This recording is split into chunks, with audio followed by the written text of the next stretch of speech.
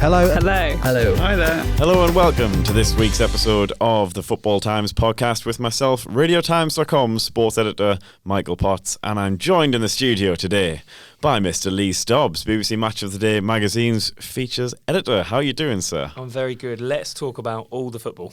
All of the football. We'll be rounding up all the Premier League, well, literally, we'll be rounding up all of the Premier League games this weekend because they are all on TV.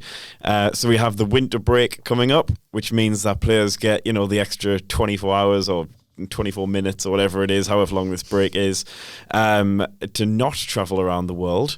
They're just going to have a nice holiday for the next week. Isn't that lovely? That's quite a nice life, isn't it? We don't get winter break. No, we should. We should. Let's talk about this. Later.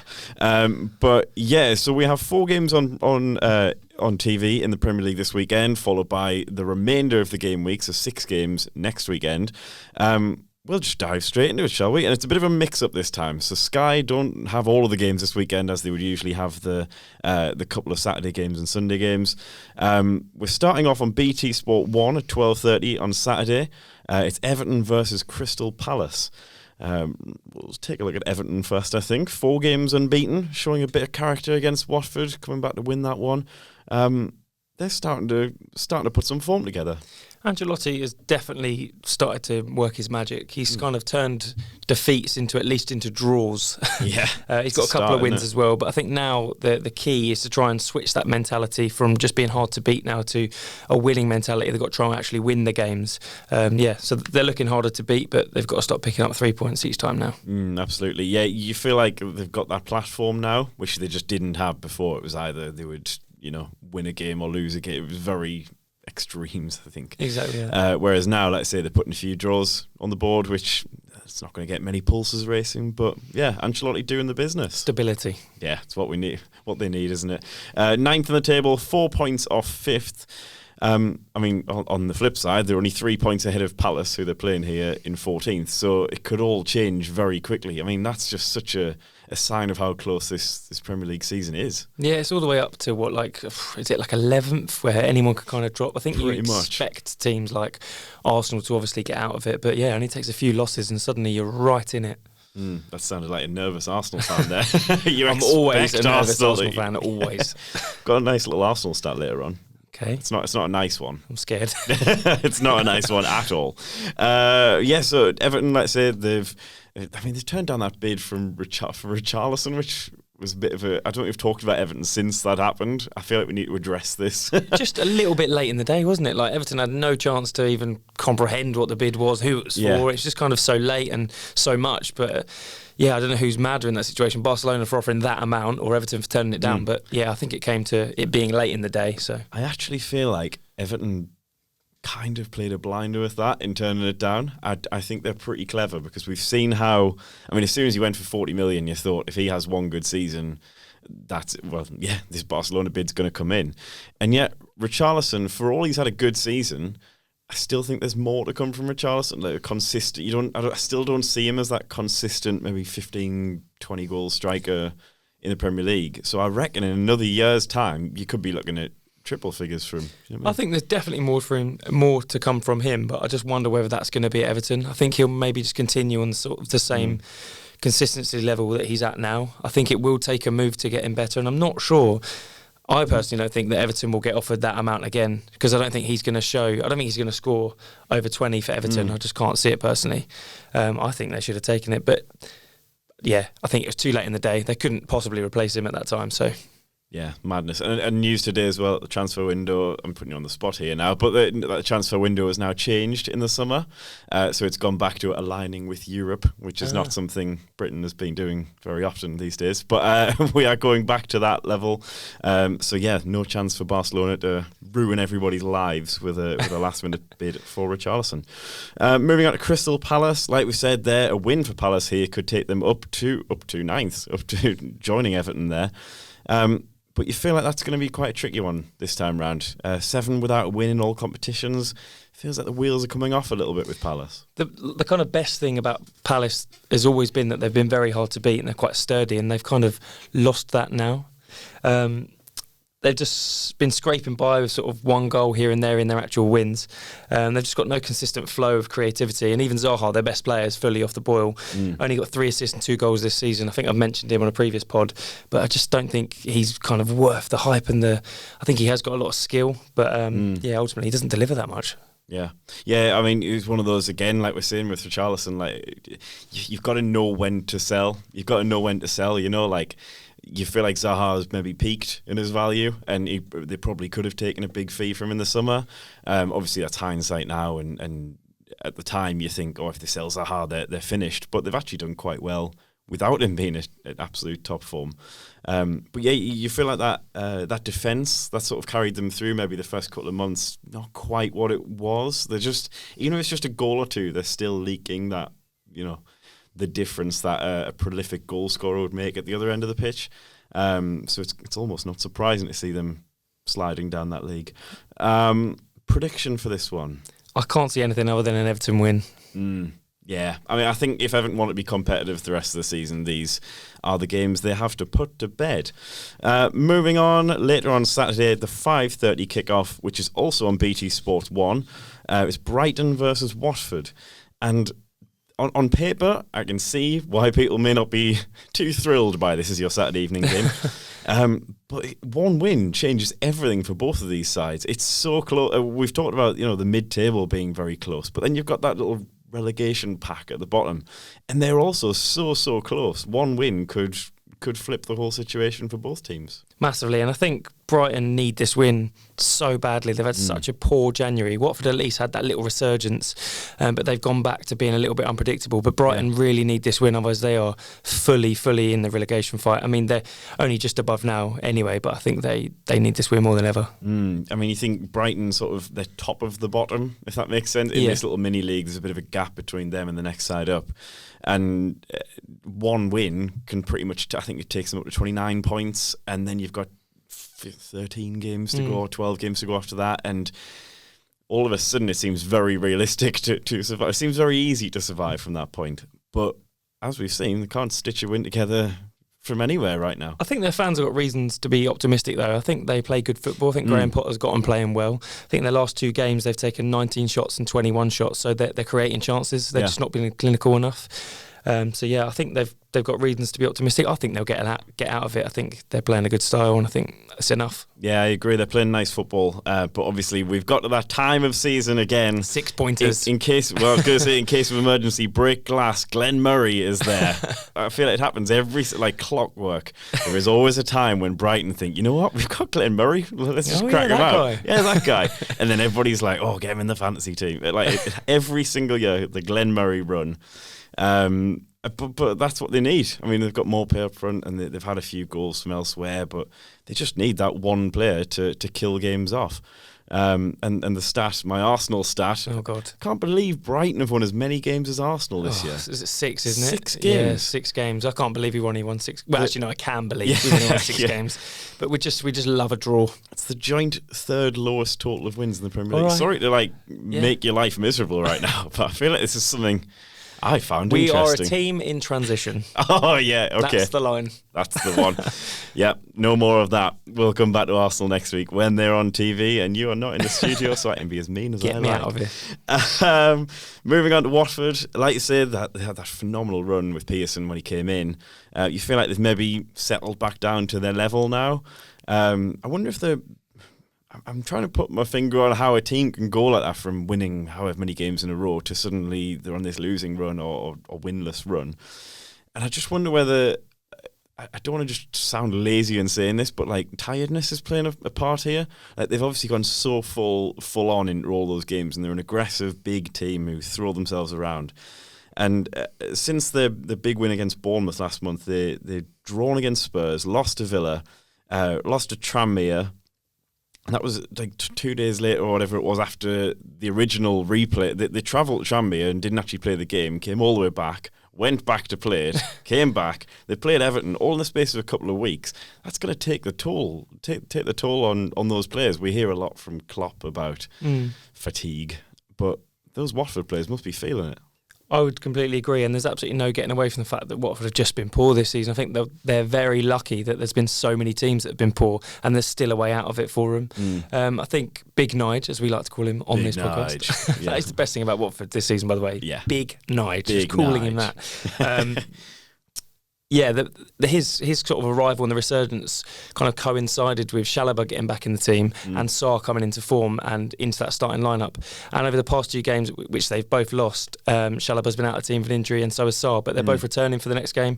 So hopefully that might give a new impetus to the next game. I think Watford have just always lacked a bit of a freshness. They've had a similar team for a long time, and Chalobah coming back in because he's been out for a long time, and Sarr coming in as a new signing helped. So, yeah, getting them back in the team could really help in this game. Yeah, they're a strange team, aren't they? Because they obviously they go through managers like hot meals, and their squad, like I say, it looks fairly similar to 2 or 3 years ago. Exactly, like, you don't really see the difference there.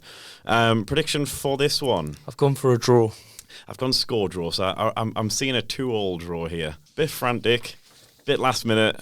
Yeah. Quality just, off the cliff. But last on match of the day, but maybe. a good one. No, fair enough. Or go for your pessimistic. No. Moving on to Super Sunday, which, again, BT Sport 1. It's a 2 o'clock kickoff. It's Sheffield United versus Bournemouth. We'll start with Sheffield United. I mean, as we always do, we say they're consistent. We say they're just doing remarkably well this year. I'm just going to read out their results from not necessarily which team has won the game here, just these are the score lines from Sheffield United's last games since the start of December. 1-0, 2-0, 1-0, 1-1, 1-0, 2-1, 2-0, 2-0, 1-1, 1-0. We're bored now. We're bored. But it is I sound like binary code there, but it's such... It is crazy how often their games just come down to one goal, just one kick, one match-winning sort of moment for either team. And yeah, I mean, they're just going to keep playing that against, regardless of opposition, regardless of level, whether it's City, whether it's United, whether it's Brighton, they're just going to turn up and put the same performance in. I love that about them. They are just pure grit, aren't they? But I think they need to start.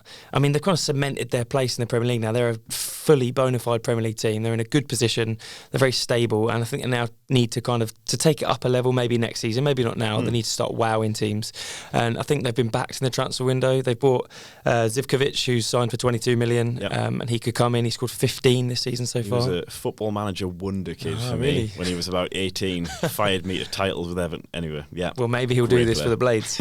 But yeah, I mean, if they win this game, they're just 2 points off of 2 points off the top 4. Sorry, they're leapfrog Spurs in 5th, and yeah, I mean, imagine Sheffield United in the Champions League. That is what I am here for. I'm here for that. We're all Chris Wilder in the Champions League. Yeah, I mean, we talk about Big Nige being our man of the season, but big Chris Wilder, yes, what a guy. Big, because obviously you've got to prefix everything with big. Of course.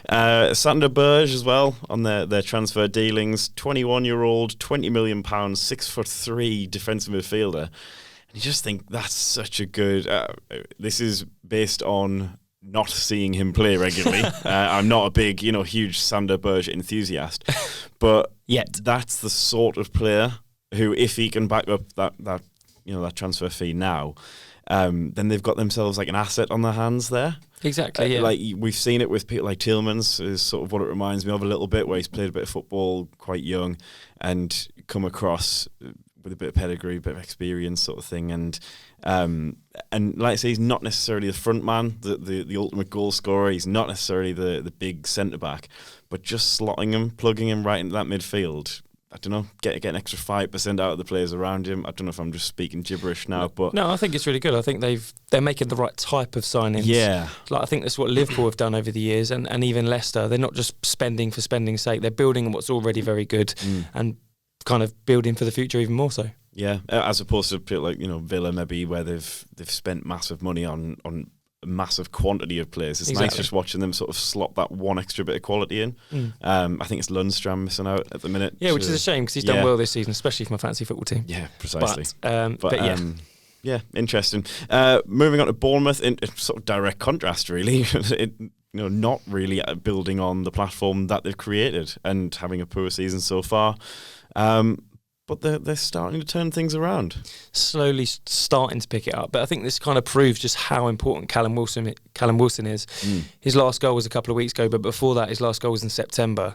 I kind of think, it's not all down to him, it's obviously the team as well, but he's kind of blown his chance for the England squad maybe in the summer. Yeah. I think he was kind of, especially with the injuries, he'd be right in that squad, right in the mix to maybe even start if he'd be in form. Yeah.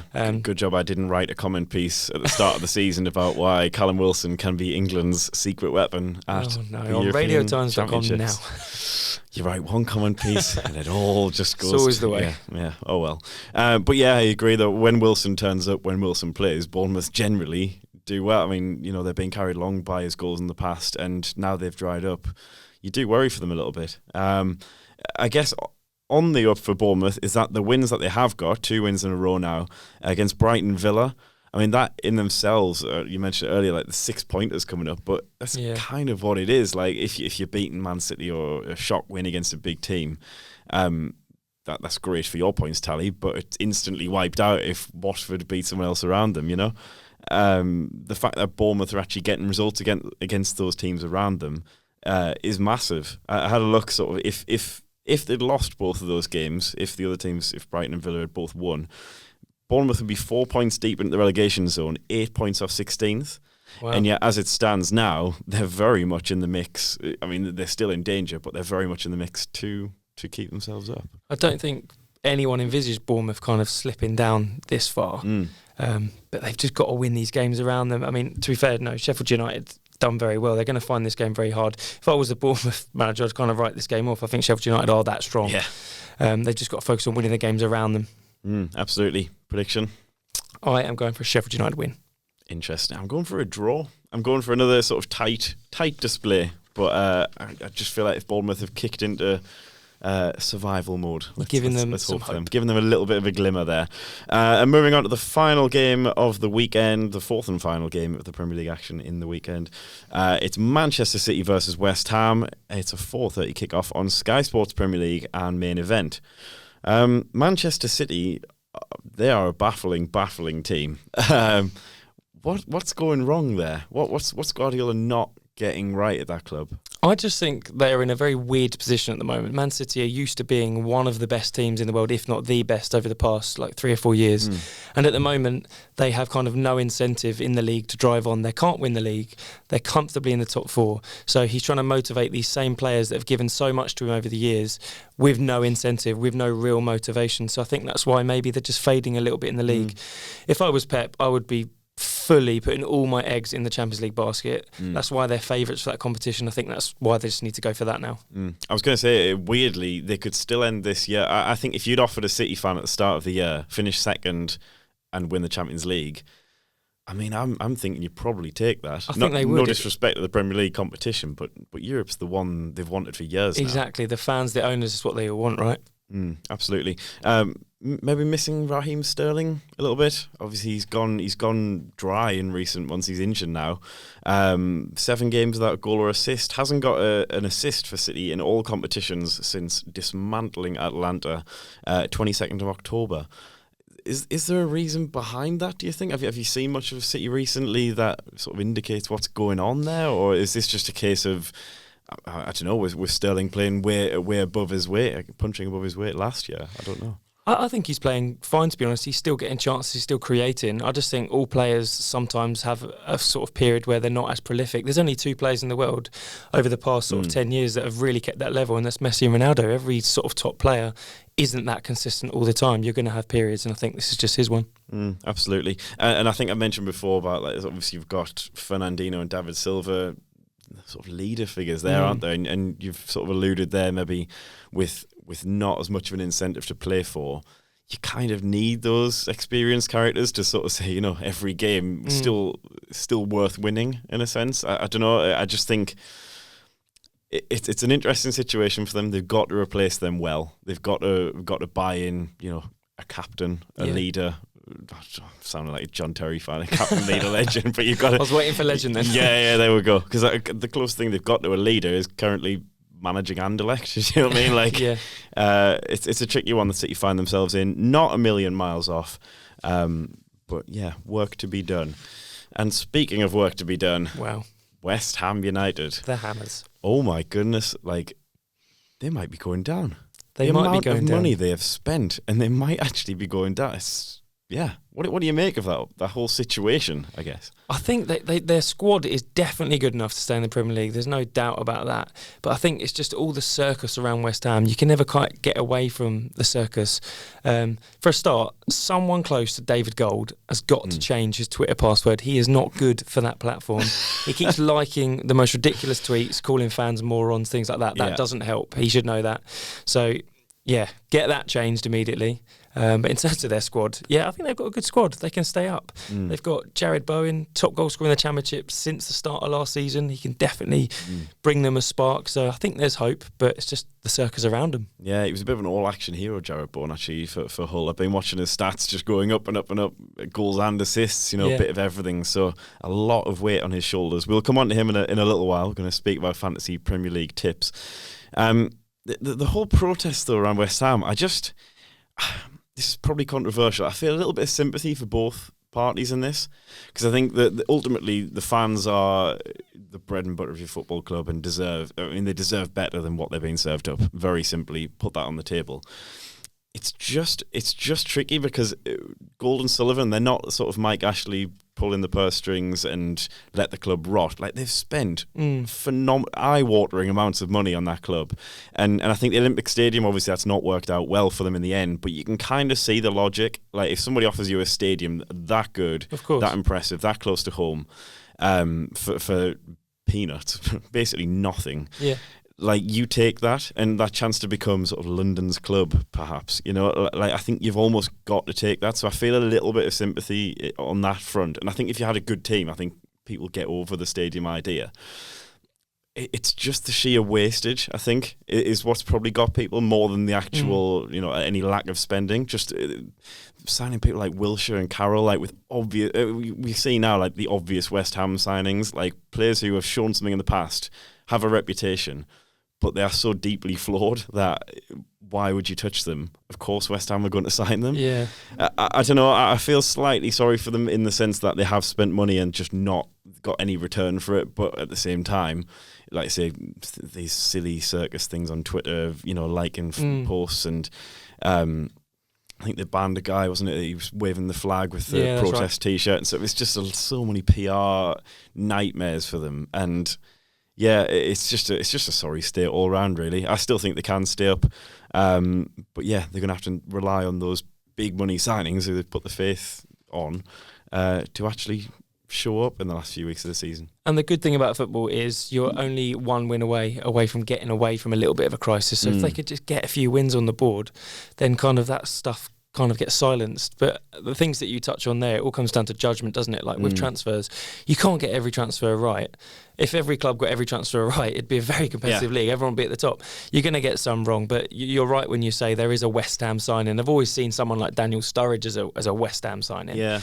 But yeah, they've got a few wrong, but they've also got a few right. I think Felipe Anderson has been a good signing. I think Haller will be a good signing if he can carry on and they kind of stick with him and put a bit of faith in him. Yeah. I mean, players like them and Yarmolenko, there's a rationale behind signing them and spending the big money on them, but for whatever reason, they just haven't clicked together in the same team. No, and also I think that when owners take control of a club like the West Ham owners have, I think you have to have a big vision, and their vision that they promised to the fans that they'd be the biggest club in London, they'd be here, they'd be there, they'd have these sorts of players, and that kind of lent itself to West Ham fans suddenly having a bit of an overinflated expectation of where they'll be by this time, and they're not there, so they're disappointed. So I can see why they're disappointed, but I can also see why the owners kind of wanted to share that vision at the start, because that's where all football clubs want to be. Yeah, absolutely. Coming back to this game context, any chance for West Ham? What's your predictions here?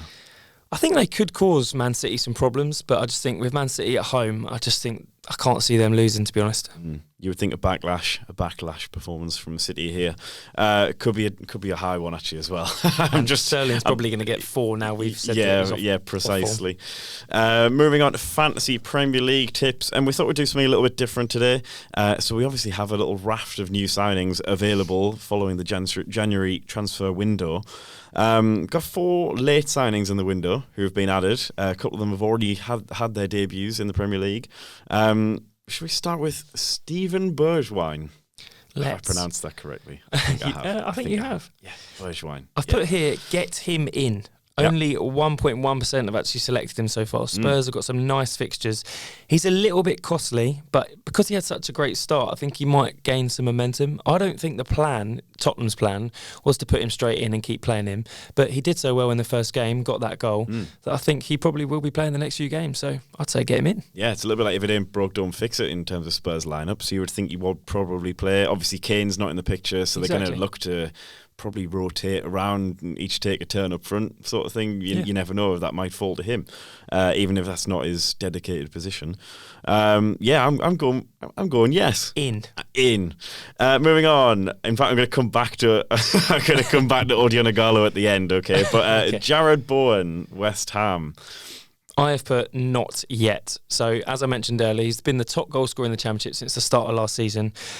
But West Ham have got some tricky fixtures, next 2 games, City and Liverpool. So I would kind of hold off him this week, see how he beds in, and then maybe bring him in a couple of weeks. Only 6.5 million as well. So yeah, I've gone with no for now. It's a decent price, but I feel like, those fixtures instantly write you off a little bit. Yeah. And by the time they've come through those 2 fixtures, who knows what state West Ham, whether there's even going to be a stadium left. It's just going to be a crater in East London somewhere. I'm going to go with out for now. Out. Moving on to Bruno Fernandez, Manchester United, 8.8 million. You weirdo. 8 million, the centre of everything the other night when he played. I guess a lot actually depends on those ahead of him sticking the chances away. Maybe has a bit of a touch of Neves about him. Do you think could score a screamer every so often, but maybe not consistently enough? I think so. I've put here interesting one. Yeah, right? Interesting. He took more shots in 90 minutes than any other player in his first game. He got man the match, so he obviously can create. He's obviously a threat. But saying that, none of those shots actually went in. Yeah. 8 million, that is a little bit much as well. That's probably taken out a good player in your midfield. I'll just keep an eye on him. I probably wouldn't this week, but I'd see how he does in the next game. Steep, isn't it? 8 million, considering the players you can get around there. I'm going with out. Yeah. But for with now. A little asterisk, of course. Can't totally leap off the fence. And coming back round to the greatest transfer story of the last several years, Odion Ighalo, Manchester United striker, 6.5 million. Sensational. I've put here very tempted. I'm going yes, Very tempted. The thing is, I just can't get away from my trio of Jimenez, Vardy and Ings at the moment, even though Vardy's been off the boil. It's true. The thing is with Ighalo, he's a horrible player to watch. He's very untidy, he's messy, but he does score. He does score, and he plays up front for Man United. They are going to create chances. But again, I think Man United have got some horrible fixtures coming up. They've got Chelsea, City, Spurs and Sheffield United within the month. And I'm not sure with him. I am tempted though. He doesn't cost a lot. I like the price because it's one of those where there's a couple of low cost strikers in there who you could maybe go for. So you could go for a cheaper option. But he could also be one of the great bargains for the rest of the season. My inner optimist is just saying, go for it. It's the fear of missing out. Someone else is going to get him in the league and you'll be gutted that you did. Yeah, like if he scores even in his first 2 games or whatever like that, Chelsea, City, Spurs, they're not airtight, even if they look a bit scary in the little red box on Fantasy Premier League. I just love that whole transfer. I love the whole story behind it. Go and read about it. It's great. It's brilliant. And I wish Odion Ighalo the best of luck. We are all Odion Ighalo fans here at Football Times. Thank you very much for that, sir. What is coming up in Match of the Day magazine this week? This week we have got 2 packs of match tags with every issue. We've got a huge interview with Kylian Mbappe. And Football Manager kindly simmed the whole Premier League season to see if England would win the league. Interesting. I'm guessing you're not going to be able to tell us the result. I'm not going to tell you. You have to buy the issue. Yeah, show us the magazine later. Cool. Nice one. Great stuff. Thank you very much for joining us. And yes, head on over to radiotimes.com/sport for all of the latest previews of sporting events coming up. We've got all the Premier League matches, the next 10 Premier League matches all on TV. And we also have a lot of Six Nations coverage coming up. Come on, England. See you later. Cheers. Bye.